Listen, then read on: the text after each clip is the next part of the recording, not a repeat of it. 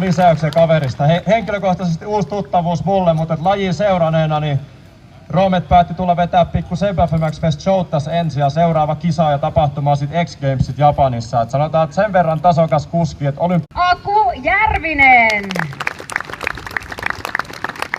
Seuraavaksi mies, jota voidaan melkein kutsua jo festien omaksi kasvatiksi. Freestyle motocross-kuski aivan kotikulmilta. Sebun oma suojatti Perniöstä. Antakaa ääntä Vili Kasper Nurmela.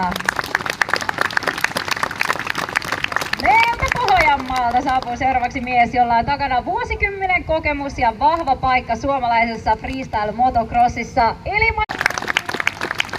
Jyväskylästä radalle saapuu yksi lajin tulevaisuuden kovista nimistä. Freestyle motocross ammattilainen ja koko tapahtuman sydän. Suomen Särkisalosta antakaa valtavat aplodit Sebastian Westersen!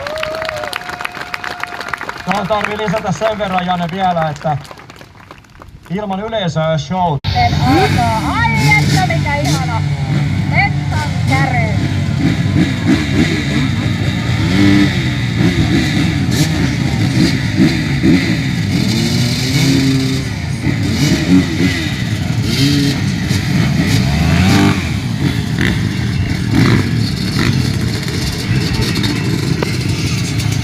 Arvoisa yleisö!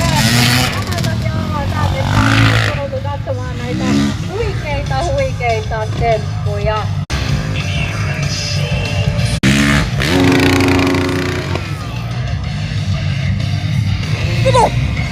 Tässä vaiheessa, hyvä yleisö, on ihan kyllä pakko kysyä teiltä, että jos teille annettaisiin tommonen pyörä nyt eteen, niin kuinka moni uskaltaisi tehdä tommosen hypyn? Nostakaa Se oli Teemu, josta vetää väkkäriä. Ei kukaan muu osaa. Valtavasti kehohallintaa ja myöhemmin tänään ajan kyllä kuljettiin kysyä, että mitä kaikkea he tekevät vapaa-ajalla, että he oikeasti tällaisin tekevät.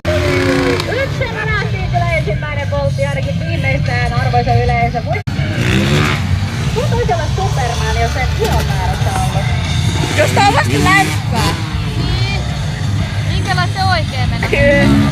Tuntuu, että he saa täysin näyttämään jotenkin niin helpolta ja kevyeltä. Ei näytä siis ollenkaan siltä, että on sitten vaikeaa.